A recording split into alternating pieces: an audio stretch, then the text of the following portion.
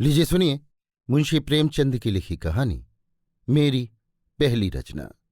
मेरी यानी समीर गोस्वामी की आवाज में। उस वक्त मेरी उम्र कोई 13 साल की रही होगी। हिंदी बिल्कुल न जानता था। उर्दू के उपन्यास पढ़ने लिखने का उन्माद था। मौलाना शरर, पंडित रतननाथ सरशार, मिर्जा रुस्वा, मौलवी मोहम्मद अली हरदोई निवासी उस वक्त के सर्वप्रिय उपन्यासकार थे। इनकी रचनाएं जहां मिल जाती थीं, स्कूल की याद भूल जाती थी और पुस्तक समाप्त करके ही दम लेता था। उस जमाने में रेनाल्ड के उपन्यासों की धूम थी। उर्दू में उनके अनुवाद धड़ाधड़ निकल रहे थे और हाथों हाथ बिकते थे। मैं भी उनका आशिक था। स्वर्गीय हजरत रियाज ने, जो उर्दू के प्रसिद्ध कवि थे और जिनका हाल में देहांत हुआ था, रेनाल्ड की एक रचना का अनुवाद हरमसरा के नाम से किया था। उस जमाने में लखनऊ के साप्ताहिक अवध पंच के संपादक स्वर्गीय मौलाना सज्जाद हुसैन ने, जो हास्यरस के अमर कलाकार हैं, रेनाल्ड के दूसरे उपन्यास का अनुवाद धोखा या तिलस्मी फानूस के नाम से किया था। ये सारी पुस्तकें मैंने उसी जमाने में पढ़ीं और पंडित रतननाथ सरशार से तो मुझे तृप्ति ही न होती थी। उनकी सारी रचनाएं मैंने पढ़ डाली। उन दिनों मेरे पिता गोरखपुर में रहते थे और मैं भी गोरखपुर ही के मिशन स्कूल में 8वीं में पढ़ता था, जो तीसरा दर्जा कहलाता था। रेती पर एक बुक सेलर बुद्धिलाल नाम का रहता था। मैं उसकी दुकान पर जा बैठता था और उसके स्टॉक से उपन्यास ले लेकर पढ़ता था।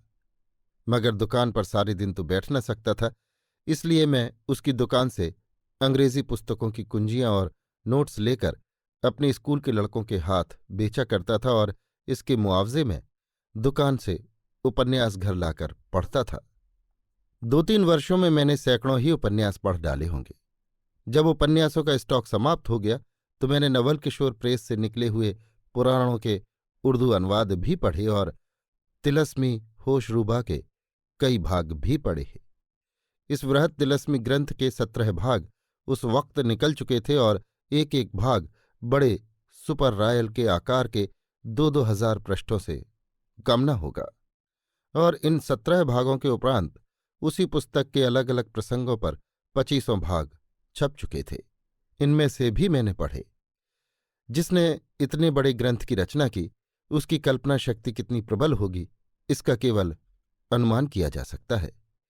कहते हैं ये कथाएं मौलाना फैजी ने अकबर के विनोदार्थ फारसी में लिखी थीं। इनमें कितना सत्य है कह नहीं सकता, लेकिन इतनी वृहद कथा शायद ही संसार की किसी भाषा में हो। पूरी इंसाइक्लोपीडिया समझ लीजिए। एक आदमी तो 60 वर्ष के जीवन में उनकी नकल भी करना चाहे तो नहीं कर सकता। रचना तो दूसरी बात है। उसी जमाने में मेरे एक नाते के मामू कभी कभी हमारे यहां आया करते थे। अधेड़ हो गए थे, लेकिन अभी तक बिन ब्याहे थे। पास में थोड़ी सी जमीन थी, मकान था, लेकिन घरनी के बिना सब कुछ सूना था, इसलिए घर पर जी नहीं लगता था।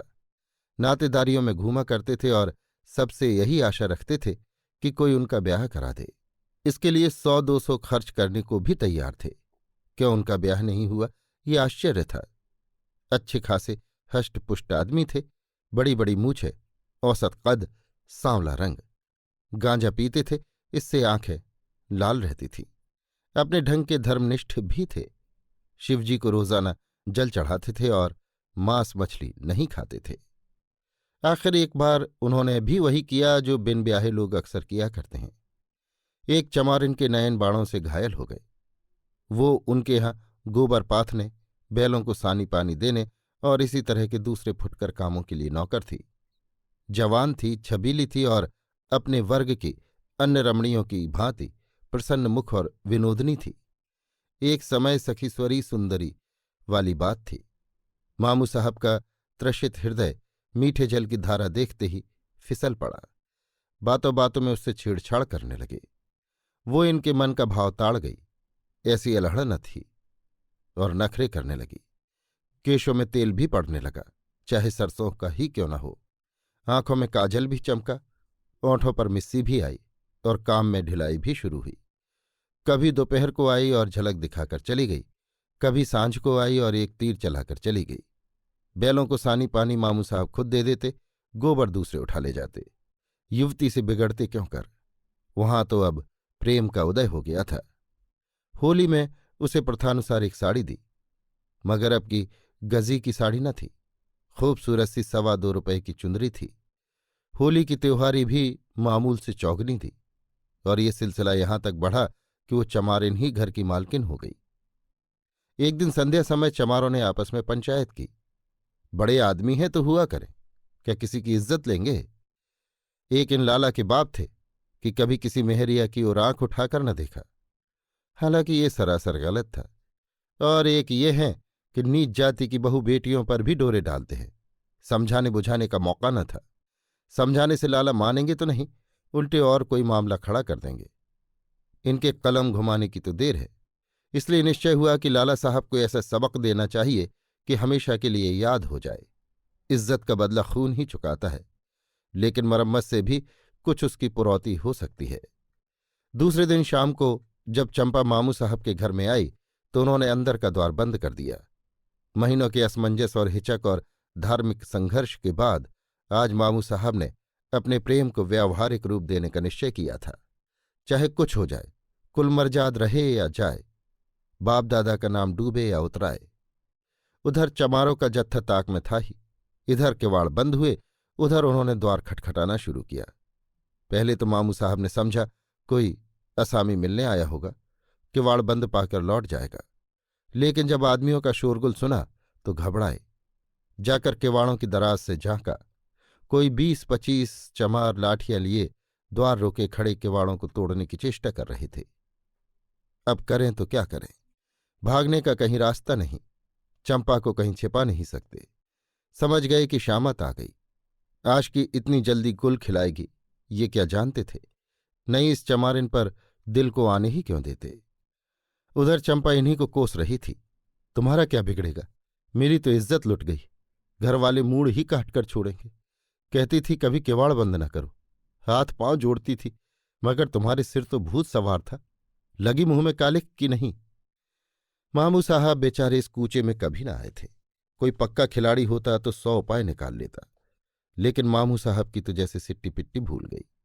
बरौठ में थर थर कांपते हनुमान चालीसा का पाठ करते हुए खड़े थे। कुछ न सूझता था। और उधर द्वार पर कोलाहल बढ़ता जा रहा था, यहां तक कि सारा गांव जमा हो गया। बामन, ठाकुर, कायस्थ सभी तमाशा देखने और हाथ की खुजली मिटाने के लिए आ पहुंचे।